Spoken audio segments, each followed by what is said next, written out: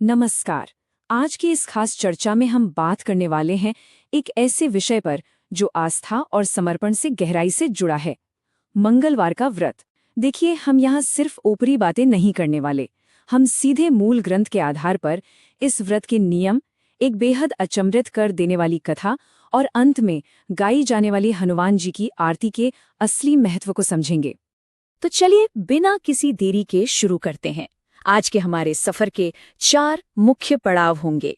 पहला, व्रत के कड़े नियम। दूसरा, संतान प्राप्ति की वो अद्भुत कथा। तीसरा, ब्राह्मण का वो गहरा संदेह।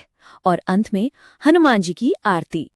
आइए सबसे पहले बात करते हैं भाग 1 की, मंगलवार व्रत के नियम। अब आप सोच रहे होंगे कि आखिर इस व्रत के फायदे क्या हैं।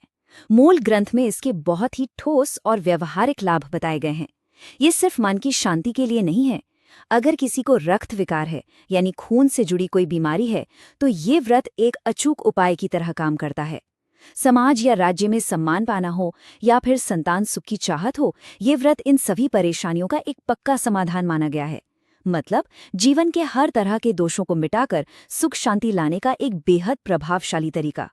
लेकिन ये इतना आसान भी नहीं है। ये शारीरिक और मानसिक अनुशासन की एक बहुत बड़ी परीक्षा है। इसके नियम सच कहूं तो काफी सख्त हैं। सबसे पहले आपको 21 सप्ताह तक व्रत करने का संकल्प लेना होता है और भोजन पूरे दिन रात में सिर्फ एक बार, वो भी केवल गेहूं और गुड़ का बना हुआ। मजेदार बात यह है कि ज्योतिष शास्त्र में गेहूं और गुड़ दोनों का सीधा कनेक्शन मंगल ग्रह से माना गया है ना कमाल का लॉजिक। इसके अलावा पूजा के समय आपको लाल कपड़े ही पहनने हैं और लाल फूल ही चढ़ाने हैं। और आखिर में हनुमान जी की पूजा करके कथा सुनने के बाद ही ये व्रत पूरा होता है। सच में ये अटूट समर्पण की एक बेहतरीन मिसाल है। अब हम पहुंचते हैं भाग 2 पर, संतान प्राप्ति की कथा। अब इस कहानी का जो सबसे दिलचस्प पहलू है ना, वो यहाँ सामने आता है।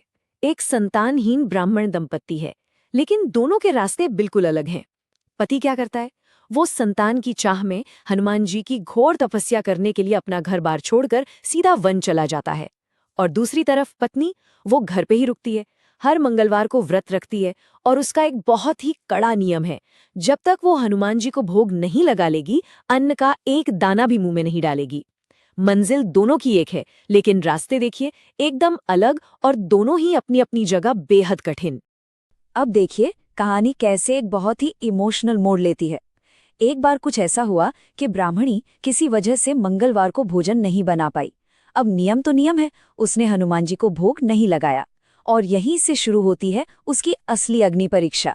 उसने ठान लिया कि अब वो सीधे अगले मंगलवार को ही भोग लगाकर कुछ खाएगी। जरा सोचिए, पूरे 6 दिन तक वो बिना अन्न जल के बिल्कुल भूखी प्यासी पड़ी रही। निष्ठा का ये लेवल सच में रोंगटे खड़े कर देता है।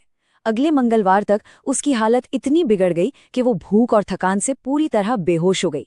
और बस उसकी इसी अटूट लगन को देखकर वो महान चमत्कार होता है। हनुमान जी खुद साक्षात प्रकट होते हैं। उसकी भक्ति से खुश होकर वो उसे एक बेहद सुंदर बालक का वरदान देते हैं, जिसका नाम रखा गया मंगल। कहानी में अब आता है भाग 3, ब्राह्मण का संदेह। अब जरा इस दृश्य की कल्पना कीजिए। इंसान का शक और भगवान का चमत्कार दोनों आमने सामने हैं। ब्राह्मण वन से तपस्या करके वापस लौटता है और क्या देखता है? उसके घर के आंगन में एक सुंदर सा बच्चा खेल रहा है। जाहिर सी बात है, उसके दिमाग में सबसे पहला सवाल यही खटकता है, आखिर ये बच्चा है कौन? जब पत्नी उसे पूरी सच्चाई बताती है कि यह हनुमान जी का वरदान है, तो पति को बिल्कुल भी यकीन नहीं होता। उसे लगता है कि उसकी पत्नी अपना कोई बहुत बड़ा पाप छुपाने के लिए बस ये मनगढ़ंत कहानी सुना रही है। और यहीं से शुरू होती है एक बेहद दर्दनाक गलतफहमी। यहाँ से ये कथा एक बहुत ही डार्क, बहुत ही स्याह मोड़ ले लेती है। उस ब्राह्मण के सिर पर शक और जलन इस कदर हावी हो जाती है कि वो एक खौफनाक कदम उठा लेता है। अपनी ही पत्नी के चरित्र पर शक करते हुए एक दिन वो मंगल को पानी भरने के बहाने अपने साथ ले जाता है और मौका देखकर उसे चुपचाप एक गहरे कुएं में धकेल देता है। मूल ग्रंथ हमें दिखाता है कि कैसे इंसान का अविश्वास गुस्से में अंधा होकर एक ईश्वरीय वरदान तक को मिटाने पर उतारू हो सकता है। लेकिन चमत्कार तो चमत्कार है। जब वो ब्राह्मण कुएं से पानी भरकर बिल्कुल अकेला घर लौटता है और उसकी पत्नी उससे मंगल के बारे में पूछती है, तभी कुछ ऐसा होता है जो किसी भी इंसान की समझ से बिल्कुल परे है। मंगल हंसता मुस्कुराता हुआ एकदम सुरक्षित घर वापस आ जाता है। ये कोई छोटी मोटी बात नहीं थी। जिस बच्चे को उसने खुद अपने हाथों से उस गहरे कुएं में फेंक दिया था, वो जिंदा और बिना एक भी खरोच के कैसे लौट आया? ब्राह्मण तो एकदम सन्न रह जाता है। और यही वो घटना है जो उस अंतिम रहस्य उद्घाटन का मंच तैयार करती है। तो यहाँ सबसे अहम बात यह है कि उसी रात उस ब्राह्मण के सपने में खुद हनुमान जी आते हैं और वो बहुत ही स्पष्ट शब्दों में कहते हैं, ये बालक मैंने दिया है, तुम अपनी पत्नी को उल्टा क्यों कहते हो? ये वो सबसे क्रूशियल पॉइंट है जहां भगवान खुद हस्तक्षेप करते हैं और उस ब्राह्मणी पर लगे सारे लांछन धुल जाते हैं। पति को अपनी उस भयंकर गलती का एहसास होता है।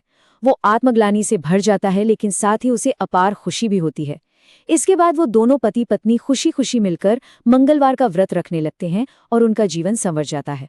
अब आते हैं हमारे आखिरी पड़ाव पर, भाग 4, हनुमान जी की आरती। अगर हम इस आरती को ध्यान से देखें तो ये हनुमान जी की महान पौराणिक उपलब्धियों की एक बहुत ही पावरफुल लिस्ट है। इसमें साफ साफ बताया गया है कि कैसे उन्होंने लंका जलाई और असुरों का सर्वनाश किया, जिससे माता सीता और भगवान राम का काम पूरा हुआ।